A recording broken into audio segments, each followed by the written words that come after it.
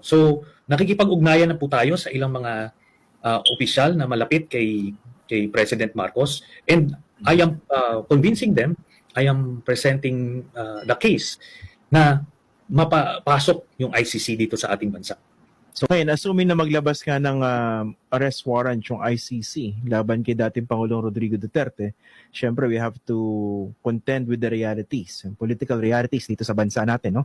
And I think this is also the challenges encountered by other world leaders na humarap sa ganitong situation. E ano naman kaya yung likelihood na papasukin ng ICC sa ilalim ni Pangulong Bongbong Marcos?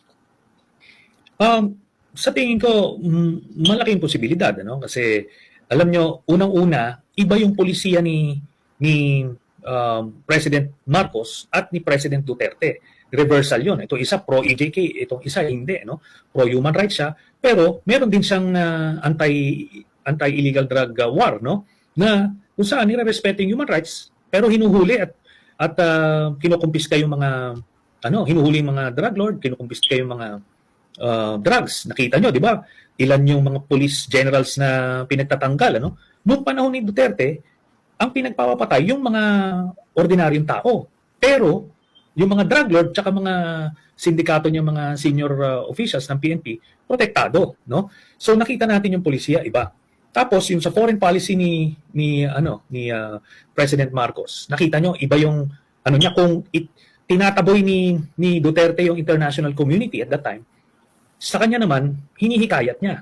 And one way to invite them to come in and invest in the country, or at least renew ties with the country, is yung pag-respect ng human rights. So nakita ko, ito yung mga opening na pwedeng mag-iba yung pananaw. So nakikipag-ugnayan na po tayo sa ilang mga opisyal na malapit kay President Marcos, and I am convincing them, I am presenting the case na mapapasok yung ICC dito sa ating bansa.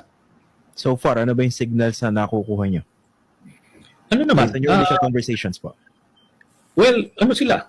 They see the merit dun sa mga sinasabi ko kung paano ito magbe-benepisyo ang ating bansa in general, and President Marcos in particular, na matataas yung standing natin sa international community pagka pinapasok natin yung ICC, kasi ito yung commitment natin. Remember, si President Marcos isa sa pumirma ng ICC, Rome Statute. Magkasama kami noon sa Senado. Naniniwala siya dun sa use, dun sa wisdom ng pagkakaroon ng pagiging membro ng ICC. Tapos, yung Supreme Court niliwanag na while wala nang jurisdiction yung ICC ngayon, simula nung 2019, pero nung 2011 hanggang 2019,